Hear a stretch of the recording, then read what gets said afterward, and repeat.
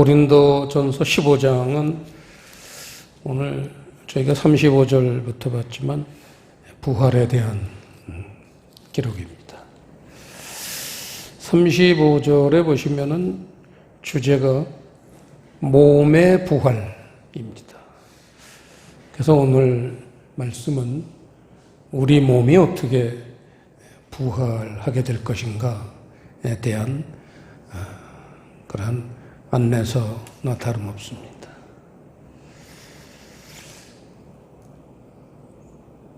우리가 복음을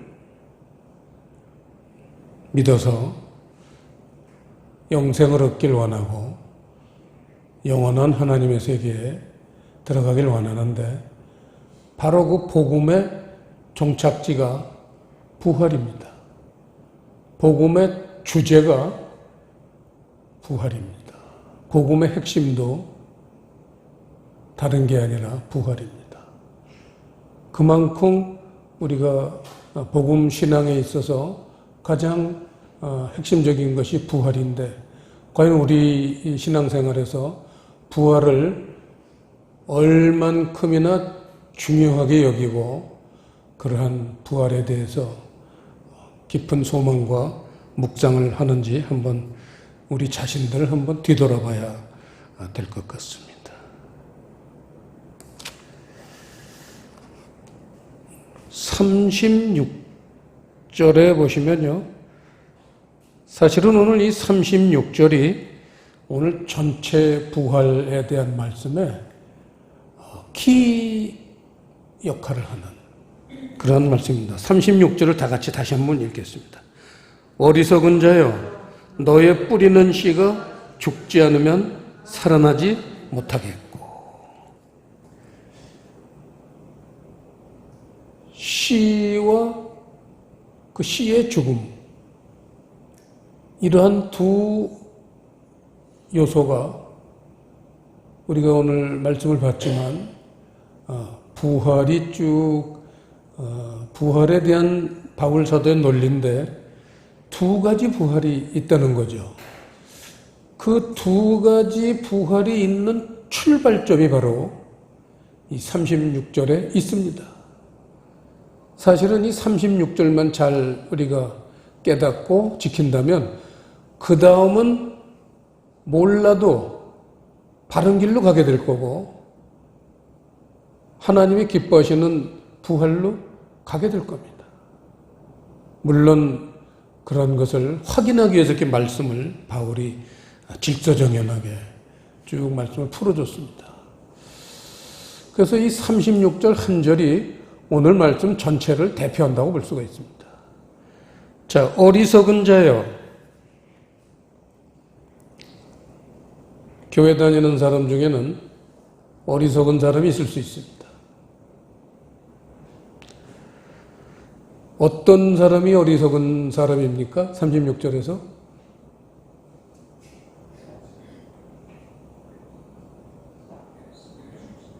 씨를 뿌렸는데 그 씨가 죽지 않은 사람, 이런 사람이 어리석은 자예요. 그러면 반대로 지혜로운 사람은 씨를 뿌렸는데 그 씨가 죽은 사람이에요. 이 굉장한 차이입니다.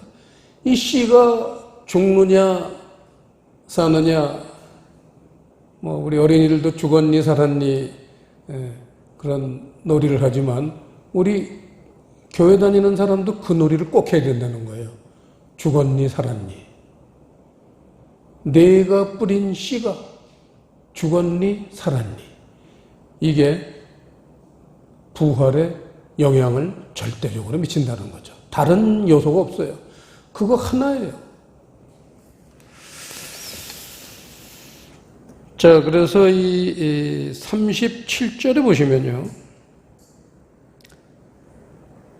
또 너의 뿌리는 것은 장래 형체를 뿌리는 것이 아니요 다만 밀이나 다른 것의 알갱이 뿐이로되 라고 말씀하시면서 이 밀이라는 그 단어를 의도적으로 하나님이 택하셨습니다. 그래서 밀이라는 단어에다가 주석을 달아야겠죠. 요한복음 12장 24절. 자, 다 같이 읽겠습니다.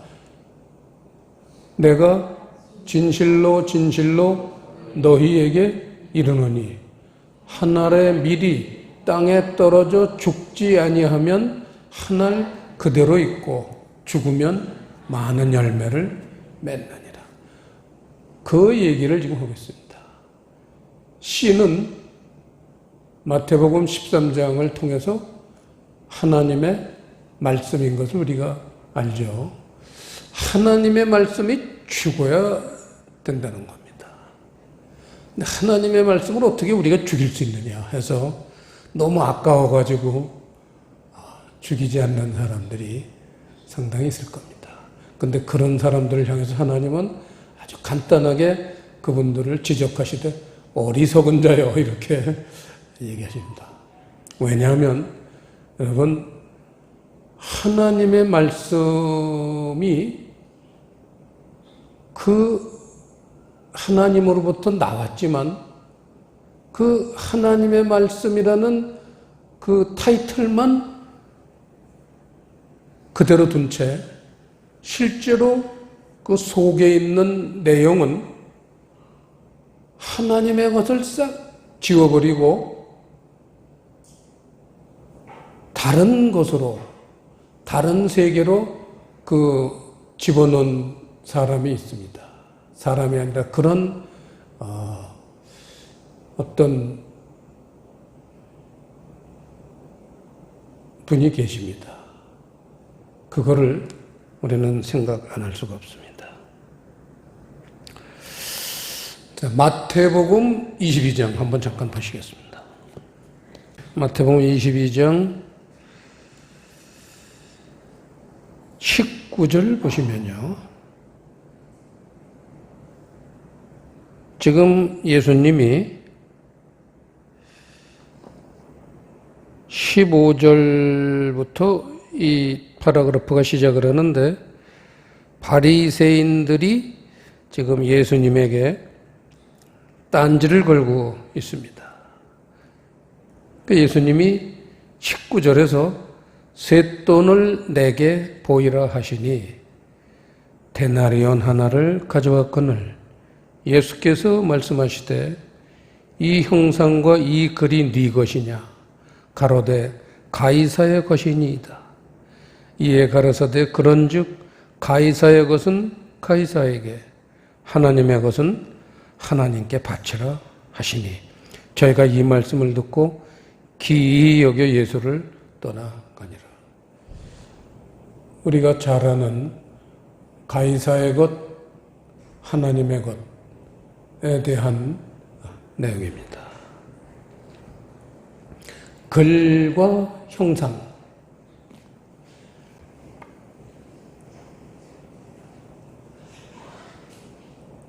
이 주제죠. 글과 형상. 오늘 고린도전서 15장도 사실은 동일한 내용입니다. 글과 형상 얘기입니다. 어떤 글이 어떤 형상을 만드냐. 대적 그 위인이 그러한즉 그런 그 구약성경에도 나오는 그런 표현이 있지만 사람의 됨됨이라는 것은 글과 형상, 하나님이 분류하시는 방법은 글과 형상에 의해서 사람이 분류가 됩니다. 그런데 여기 보면 가이사의 사람으로 분류가 되는 사람이 있고 하나님의 사람으로 분류가 되는 사람이 있는데 그 기준점이 글과 형상. 근데 이 내용이 보면 쇳돈을 내게 보이라 그랬잖아요. 그럼 바리새인들이 그 쇳돈을 어디서 꺼냈겠느냐? 주머니에서 꺼냈겠죠, 동전을. 당연히. 주머니에서 꺼낸 말씀이란 말이에요.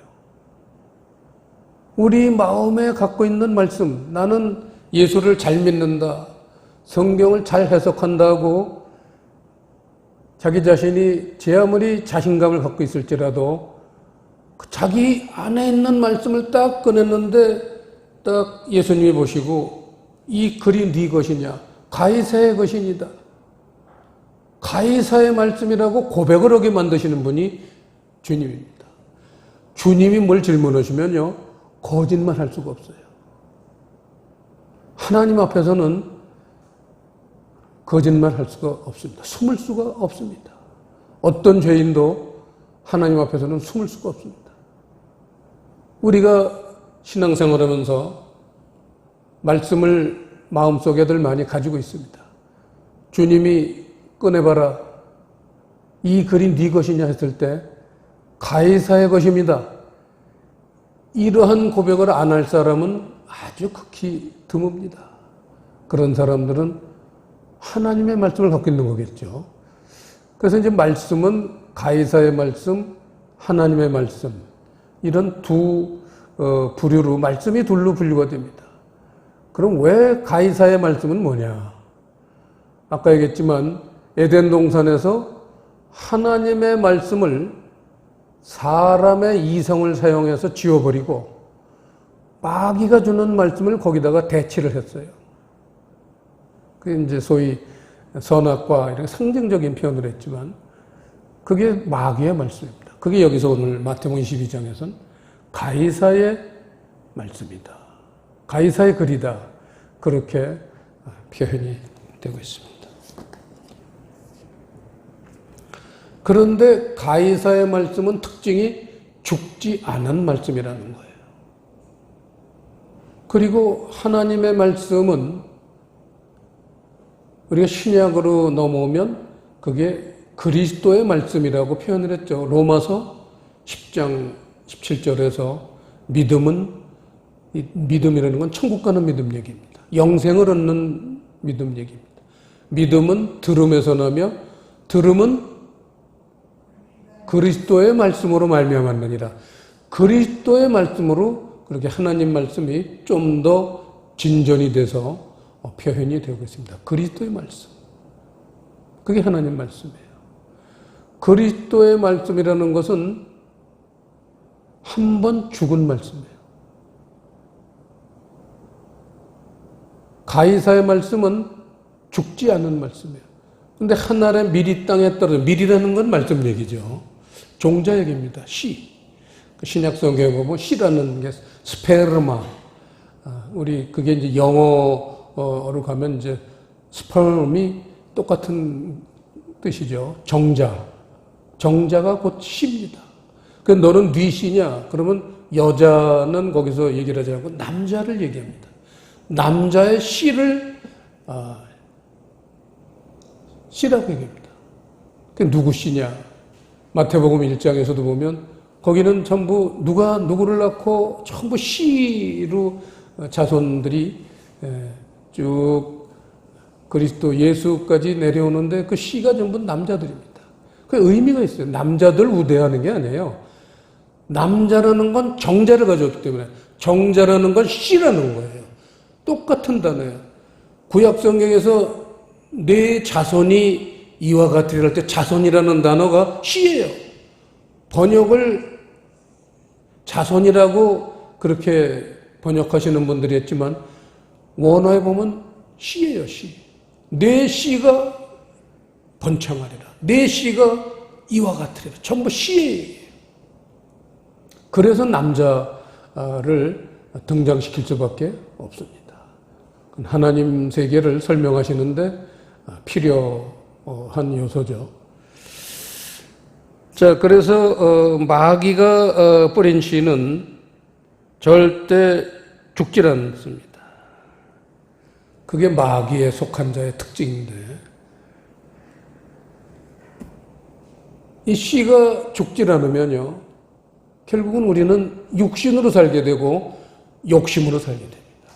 그러한 영향을 입는 게 그 차이입니다.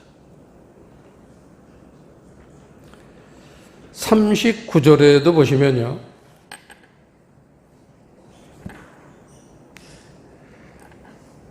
육체는 38절을 보시면요. 종자에게 그 형체를 주시느니라 하고는 그 형체 얘기가 39절, 40절에 나옵니다. 좀 알기 쉽지 않은, 이해하기 쉽지 않은 바울이 전문 용어를 썼는데 쉽게 접근하면 그렇습니다. 이게 무슨 얘기냐면 각 종자에게, 종자라는 건 아까도 말했지만 씨입니다. 씨를 종자라고 표현했어요. 결국은 말씀입니다. 각 종자에게 형체를 주셨다는 거예요. 말씀에는 형체를 주셨다는 거예요. 여러분, 이게 오늘 우리가 알아야 될 가장 하나님 나라의 깊은 철학입니다. 말씀에는 형체가 있다. 하나님이 주셨다는 거예요. 그걸 뭐라고 표현하셨냐면, 예를 들어 밀을 심을 때 밀에는 아무 형체가 없는데 그냥 알갱이에요. 근데 하나님이 그 속에 형체라는 어떤 비밀을 심어 놓으셨기 때문에 밀을 심으면 그게 자라면 밀이 돼요. 호박 씨가 똑같아요. 씨예요, 전부. 근데 호박 씨가 아무 형체는 보이지 않지만 그 속에 심어 놓으셨기 때문에 호박을 심으면 이 씨가 나중에는 자라서 호박을 열매를 맺는 거예요. 하나님 말씀도 똑같다는 거예요. 그냥 하나님 말씀을 심는 것 같은데 가이사의 말씀을 심으면 가이사의 형체가 나오는 거예요. 그리스도의 말씀을 심으면 그리스도의 형체가 나와요. 이 얘기예요. 아주 쉬운 접근입니다. 두 가지 그런 형체가 있는데 그게 부활하고 연결이 된다는 거예요. 사람들은 그런 생각은 안 하고 그저 열심히 신앙생활을 했으니까 나는 부활에 참여하겠다. 이렇게 막연한 희망사항이죠. 하나님 나라는 막연한 사람은 어리석은 자입니다. 하나님 나라는 말씀을 통해서 모든 것을 구체적으로 깨닫고 알아서 그 길로 확실하게 가야 되고 그 길을 하나님이 보장해 주시고 책임져 주십니다. 말씀대로만 살면 그 길로 가는 거예요. 어떤 다른 게 없어요. 그래서 믿음은 그리스도의 말씀으로 말미암았다. 구원은 그리스도의 말씀으로 말미암는다. 말씀 말고는 하나님 세계의 완성이 없습니다. 그 완성이 바로 부활인데 그게 그리스도의 말씀을 심어야지만 부활이 된다니. 그 얘기를 오늘 바울이 좀 복잡하게 했는데, 자 39절 보시면 사람의 육체, 하나는 사람의 육체요, 하나는 짐승의 육체요, 이렇게 표현을 합니다. 우리 조금 말씀을 깊이 봤던 사람들은 이게 무슨 뜻인지 알죠? 지금 뭐에 대한 얘기입니까? 사람과 짐승에 대한 얘기입니까?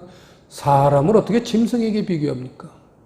하나님이 사람을 하나님의 형상과 모양으로 창조하신 사람을 짐승과 비교해서 되겠습니까? 하나는 사람의 육체요, 하나는 짐승의 육체요. 거기다 밑줄을 치시고 잠언서 3장 17절에서 21절 이게 주석을 달아 놓으시기 바랍니다. 그리고는 찾아보겠습니다. 전도서, 죄송합니다. 전도서 3장. 자, 17절 보시면요. 내가 심중에 이르기를 죄인과 의인과 악인을 하나님이 심판하시리니 이는 모든 목적과 모든 일이 이룰 때가 있음이라 하였으며 내가 심중에 이르기를 인생의 일에 대하여 하나님이 저희를 드러내시리니, 시험하시리니가 아니라 그랬어요. 그건 지워버리시고 번역이 잘못됐습니다. 드러내시리니 저희로 자기가 짐승임을, 짐승보다 다름이 없는 줄, 그건 지워버리세요. 그리고 거기다 임이라고 한 단어만 넣어서 짐승임을 해요. 그렇게 되어 있습니다, 성경은. 자기가 짐승임을 깨닫게, 그것도 지워버리세요. 보게 하려 하심이라. 아주 번역이 많이 틀린 그런 부분인데, 그래서 틀린 부분을 수정해서 다시 제가 읽으면 인생이라는 것도 사실은 사람의 아들입니다. 그래서 내가 심중에 이르기를 사람의 아들의 일에 대하여 하나님이 저희를 드러내시리니 저희로 자기가 짐승임을 보게 하려 하심이라 하였노라. 사람의 아들에 임하는 일이 짐승에게도 임하나니 이 둘에게 임하는 일이 일반이라. 다 동일한 호흡이 있어서 이에 죽음같이 저도 죽으니 사람이 짐승보다 뛰어남이 없으면 모든 것이 헛됨이로다. 다 흙으로 말미암았으므로 다 흙으로 돌아가나니 다 한 곳으로 가거니와. 이 육체에 대한 얘기예요.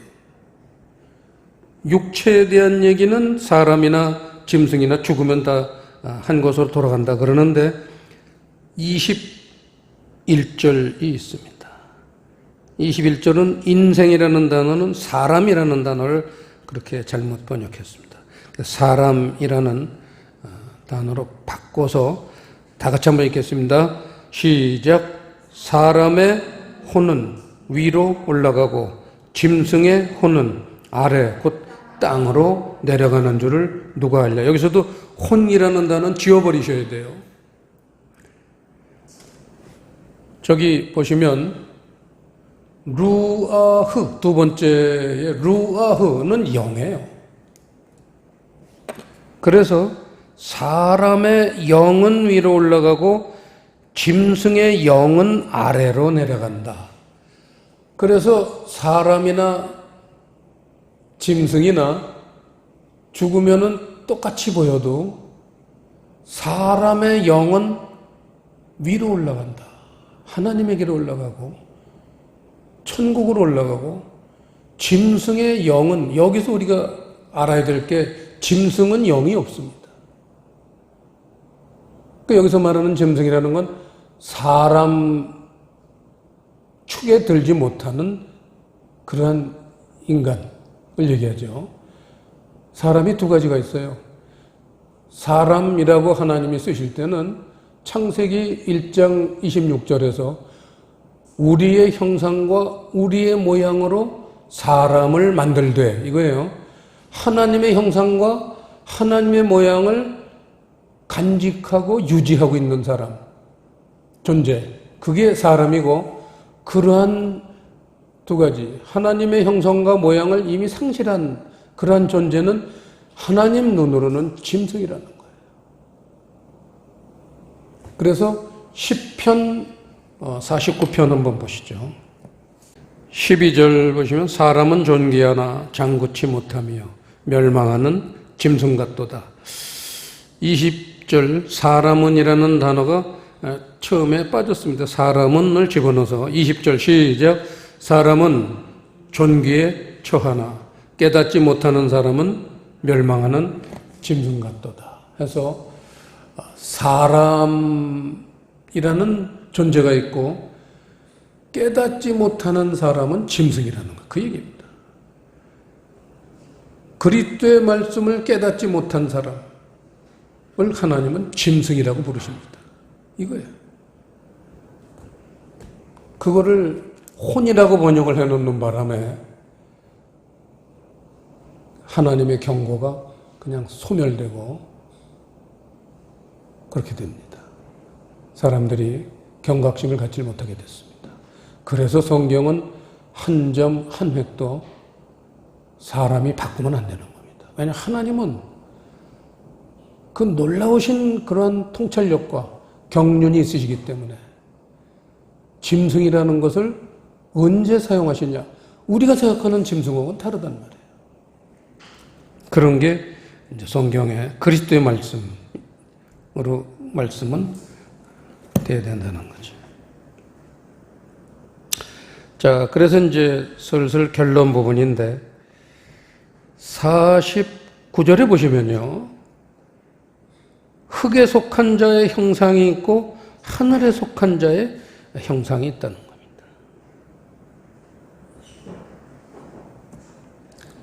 흙에 속한 자의 형상은 아까 말한 그 씨를 뿌렸는데 씨가 죽지 않고 그대로 있는 사람.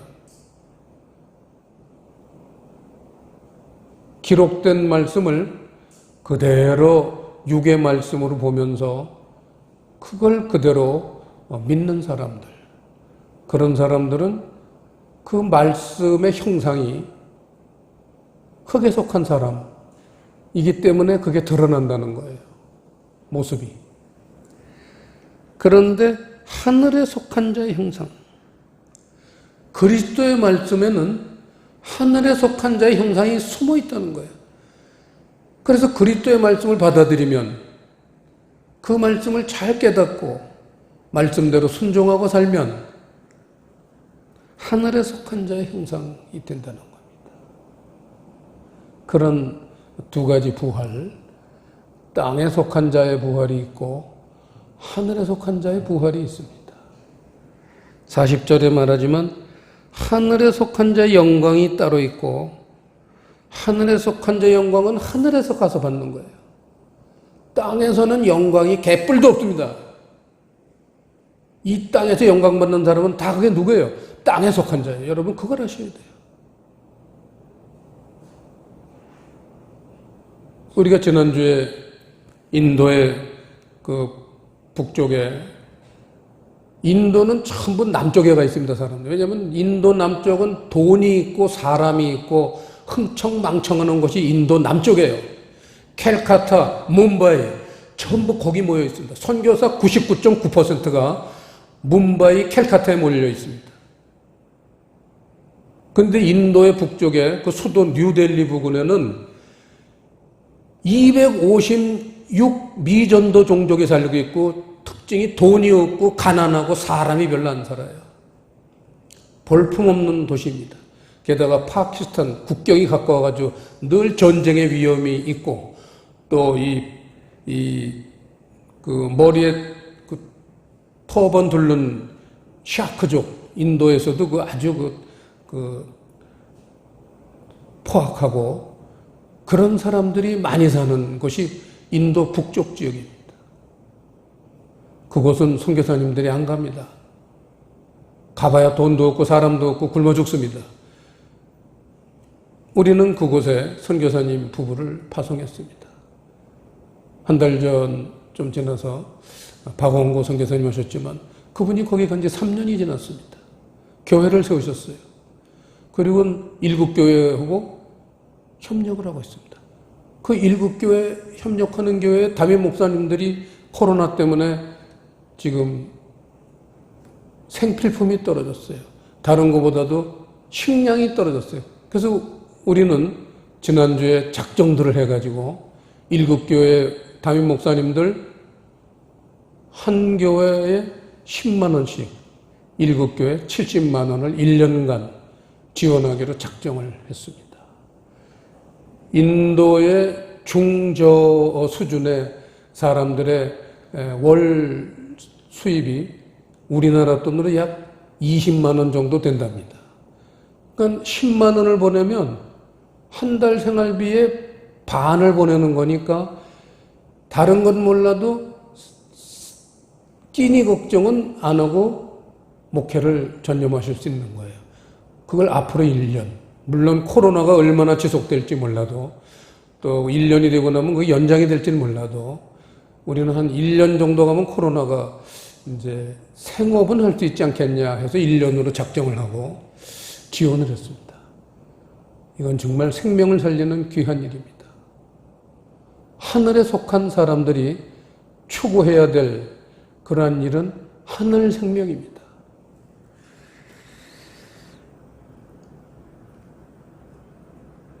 (44절에) 보시면요. 신령한 몸, 육의 몸 이런 얘기가 나오는데 오늘 키포인트는 말씀이라고 그랬죠. 율법 말씀으로는 육의 몸의 형상이 기다리고 있습니다. 그렇게 살 수밖에 없습니다. 하나님이 그런 형상을 심어 놓으셨기 때문에 그래요. 그리스도의 말씀으로 사는 사람만이 신령한 몸이 됩니다.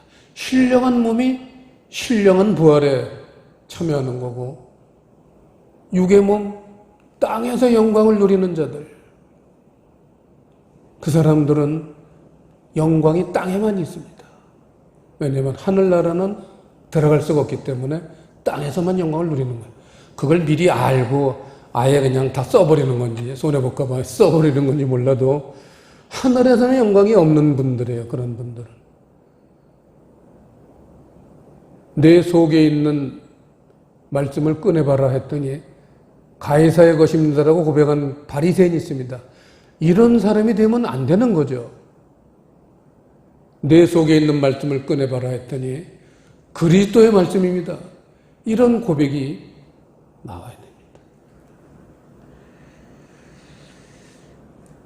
자, 그리스도의 말씀을 통해서 우리가 살면은 결론이 어떠냐면, 한 문장만 한번 보죠. 창세기 1장 26절입니다. 26절 시작. 하나님이 가라사대 우리의 형상을 따라 우리의 모양대로 우리가 사람을 만들고 그로 바다의 고기와 공중의 새와 육축과 온 땅과 땅에 기는 모든 것을 다스리게 하자 하시고, 이게 사람을 만드신 그러한 목적을 이렇게 설명하셨습니다. 이거는 육의 말씀으로 보면 안 되고 이 말씀을 그리스도의 말씀으로 바꿔서 볼 줄 알아야 돼요. 그래서 보는 눈, 듣는 귀, 깨닫는 마음, 이 세 가지가 필요합니다. 이 세 가지가 없는 사람들은 죽어라 하고 그걸 하나님한테 구해야 됩니다. 신명기 29장에서 광야 생활 40년 동안 광야에서 쓰러져 죽은 사람은 전부 그 세 가지가 없었어요. 그런데 가나안 땅을 들어가는 저 세렛 시내를 건너서 모압 평야에서 모세에게 다시 주는 말씀, 신명기 말씀, 그게 그리스도의 말씀, 다시 주시는 말씀. 먼저 말씀은 죽었어야 돼요. 그게 다시 주시는 거예요. 그게 신명기예요. 그런 신명기적 사관으로 말씀을 봐야 돼요. 그러면은 사람이라는 건 하나님의 형상과 하나님의 모양, 하나님의 마인드와 하나님의 그러한 몸, 그러한 존재로 사람을 만든 그러한 존재는 뭘 하는 거냐? 바다의 고기와 공중의 새와 육축과 온 땅과 땅에 기는 모든 것을 다스리게 하라. 이겁니다. 이게 오늘 말씀의 결론입니다. 우리가 그리스도의 말씀을 받아서 어떠한 모습의 사람이 되어야 되겠는가? 바다의 고기와, 고기라는 건 지식이에요, 지식. 공중의 새, 새라는 건 지혜예요. 육축은 애정이고 짐승은 애정이잖아요. 그리고 땅과 땅에 기는 모든 것, 감각적인 부분들, 이게 전부 우리 몸 안에 있는 얘기예요. 몸 안에 있는 걸 다스리는 거예요. 이거를 문자적으로 해석한다면 땅에 기는 모든 것을 다스린다면 우리가 진해도 다스리고 지렁이도 다스리고 바퀴벌레도 다스리고 있습니까? 그건 앞뒤가 안 맞잖아요. 새를 다스리고 있어요? 물고기를 다스리고 있어요? 잡아나 먹지? 전부 우리 몸 안에 있는 것들이에요. 애정, 그게 죽어야 된다는 거예요.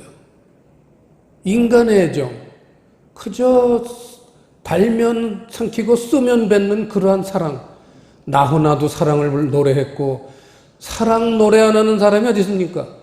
그 사랑이 죽어야 돼요.